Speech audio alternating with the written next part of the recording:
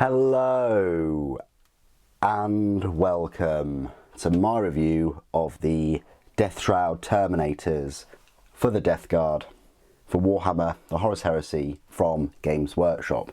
Now I say from Games Workshop, Forge World as a store doesn't exist. It was combined into the Games Workshop web store, so they weren't two separate bodies, which does make it more difficult to find things and also differentiate from which models are plastic and which models are resin. Now, there was a time, a while ago, when resin was exponentially more expensive. Now, we're not living in those times. Now, plastic is the same price, or in this case, more expensive. What I mean by that is you can pick up the 40k Deathshroud Bodyguard, which consists of only 3 miniatures for £40. A set of 5 resin Deathshroud will cost you £64.50. If you go through the maths, you'll find out that these resin miniatures are actually cheaper. The format of this review is as normal, so I'll have a look at each one of these Deathshroud Terminators. There are no spare parts whatsoever, so I'll go straight into some size comparisons, including with the Grave Wardens, but not including Mortarion, because I haven't built him, because I'm waiting for Halloween to build him.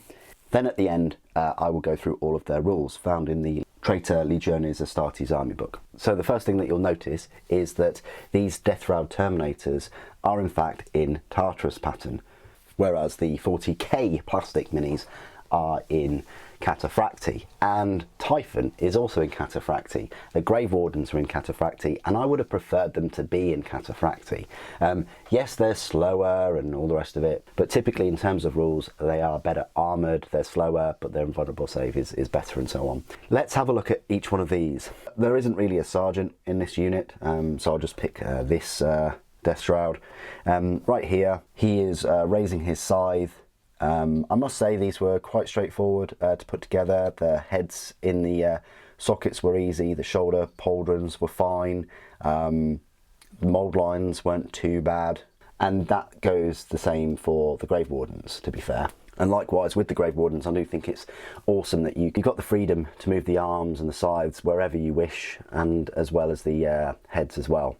So you've got this one. The one thing I've done is I have glued the melter bombs on all of them. And speaking of which, this leads me to this funky one where he is pinching, very, very softly pinching that melter bomb before he tosses it or plants it or something. I just thought I'd give this one a bit of an action shot. He's taken it off his utility belt, whatever, and about to throw it.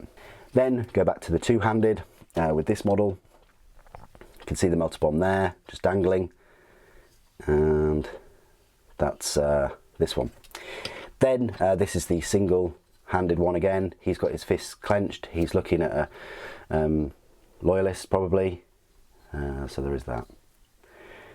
Lots of detail on these. Each one is unique. Each helmet is unique. Each of the legs are unique. I think the torsos, like the chest area, is also unique to all of them. They either have rivets or they have less rivets. I think the torsos are all different as well. Like this one's got a skull on there.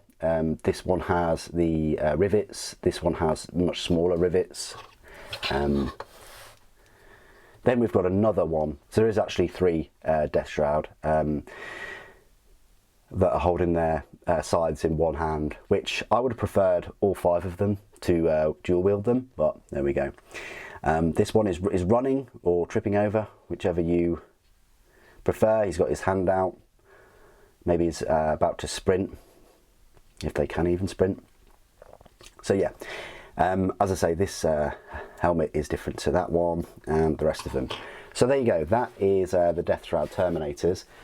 There are no spare parts, as I mentioned, so what you see is what you get. Let's go straight into some size comparisons, and we'll kick it off with, you know, the big man himself, Typhon, right here. So he is, I guess, the one in charge of all the Deathshroud Terminators. So size-wise, he is going to be a little bit bigger, definitely bulkier. And he seems bigger in that Cataphracti. It was always going to be the case with the Cataphracti. So that's where he stands next to them. They are going to look a bit odd because they're not in the same mark of armour as him. Then we've got the Grave Wardens. Now the Grave Wardens are bigger as well. They're definitely taller, their heads are higher, their legs are actually longer.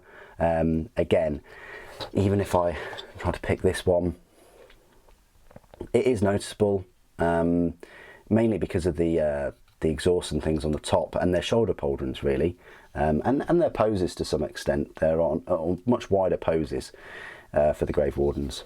So yeah, if you're going to get the Grave Wardens, they're going to be bigger. Compared to older Mark III, if you wanted to pick up older Mark III for your Death Guard, which is possible, you know, they are going to be bigger than those at least, so there is that. I'm not sure why you would want to use Mark IV at all, full stop, until they get refreshed, but Mark IV definitely look very small compared to the Tartarus pattern. The newer Space Marines, so we've got the Mark III, kind of taller, you know, with the power plant and where the helmet is. The Mark VIs are also taller with the power plant. I think the power plants are taller on the new Mark IIIs, but yeah, if you've got the new plastic kits, they are going to be taller than these kind of Tartarus pattern Terminators, so bear that in mind if you wanted to pick these up. I think they're temporarily out of stock anyway, so yeah, good luck. But yeah, if you were able to get some, that's where they all measure up. Compared to some 40k minis, right here, so we've got a normal Space Marine Firstborn, which is probably similar size really. We've got Sly Marbo, is almost up to the head, and then a Primaris, yeah, is way bigger than these. But super, how do they compare to the Deathshroud Bodyguard for 40k that came out a good 6 years ago or so? Well, here we have one of the Deathshroud Bodyguard, and as you can see, him in his even with him in his Cataphractii armour, he's absolutely huge compared. Now, nothing really stopping you from using these in Horus Heresy. You know, they were pretty well gone at the Siege of Terror. So, yeah, if you've got these lying around, I mean, this is the only thing, these will cost you more. But yeah, if you wanted some bigger Deathshroud Terminators, then yeah, you could use these. The only downside of that, of course, if you're going to do that, is they're going to be a fair bit bigger than Typhon, and then at that point you might as well use the 40k Typhon, although I think this model is cooler in my opinion. Okay, so this is my part of the review where I will go through all of the rules for the Deathshroud Terminators. Now, they are an elite choice and they will cost you 140 points, but don't let that deceive you. You are only getting 2 Deathshroud for the 140 points, which does mean that 3 of them is going to cost you more than Typhon. 5 of them is going to cost you 350 points. Quite expensive. What do you get for all these points though? Well, they're an elite choice. Their movement speed is 7 inches, weapon skill and ballistic skill are both 5. Strength is 4, toughness 4, 3 wounds each, initiative 4, 3 attacks, leadership 9 and a save of 2+. They are in that Tartarus pattern Terminator armour, unfortunately, which gives them a 2+ normal save and a 5+ invulnerable, so they're not getting that 4+ invulnerable. Their war gear, they have Alchem pistols, power scythes, Legion Tartarus Terminator armour. Special rules is Legiones Astartes, Death Guard, Relentless, Deathshroud Retinue, Bulky 2, Battle Hardened 1, Stubborn, Chosen Warriors. Dedicated transport. Now, the Deathshroud Terminator squad, numbering no more than 5 models, may take a Legion Land Raider Proteus carrier as a dedicated transport. As a dedicated transport, this does not use up an additional force organisation slot, but its points cost must still be paid for as part of the army. And that goes the same for the Grave Warden Terminator squad. What I can't get my head around, which is really, really bizarre, is that other elite options for other traitor legions can have Land Raider Spartans as dedicated transport, the Red Butchers for one, the Tyrant Siege Terminators for the Iron Warriors, and of course even the Phoenix Terminator squad. It's really odd that the Death Guard can't take a Land Raider Spartan as a dedicated transport for pretty much anything. If you want one, it's going to have to take up one of your heavy support choices. A Deathshroud Terminator squad may include up to 8 additional Deathshroud Terminators at 70 points per model. Any model in the unit may be given any of the following: melter bombs for 5 points each, or grenade harness for 10 points each. They do have a special rule, it's called Deathshroud Retinue. A Deathshroud Terminator squad may be selected as a retinue in a detachment that includes at least one model with both the Master of the Legion and Legionaries Astartes Death Guard special rules, instead of as an elite choice.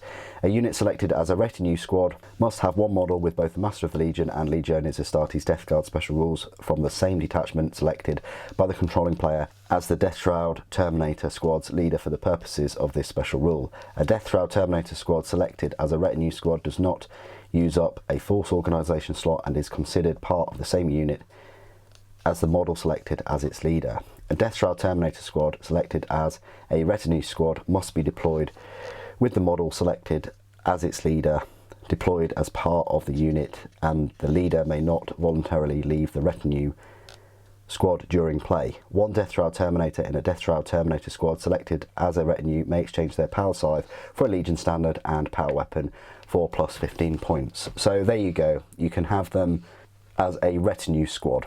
That means you're not using up an elite choice. Weapon wise, I need to talk about their weapons. So the Alchem pistol, which is what they've all got, is basically a flamer at strength 3. It's got no AP, it's a pistol 1, fleshbane, and it gets hot as well to add insult to injury.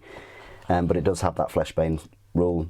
They're equipped with their power scythes, which are strength +2, AP 3, melee rending 6+, two-handed reaping blow. That's pretty nice, you know, they've got that strength of 6 then, and they're coming up with 3 attacks each anyway, and it is AP 3. So it's nice that, you know, they're going to be good at going up against, you know, normal Space Marine assault squads, heavy support squads, things like that. But they're not going to be that good against other elite Terminators of other legions. For instance, if you were, for whatever reason, fighting against the Phoenix Terminator squad, heaven forbid, you're going to be paying more for the Deathshroud Terminators, for one, because it's going to be 350 points for 5 of them, whereas the Phoenix for 5 of them, 200 points. So imagine what else you could buy for the extra 150 points. Those Phoenix Terminator squads can roll up in a Spartan Land Raider as well. They've got the same stat line, except they've got 1 wound less.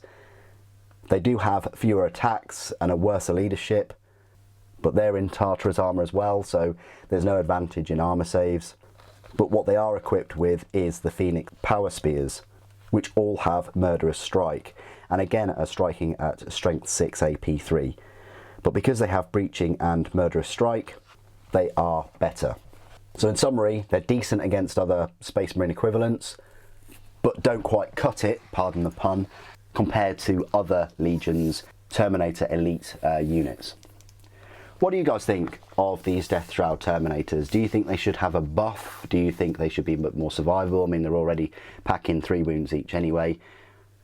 Should they have been in Cataphractii armour, considering all the 40k Deathshroud bodyguards are? Please do put your thoughts and opinions down in the comments below. It'd be good to hear from you.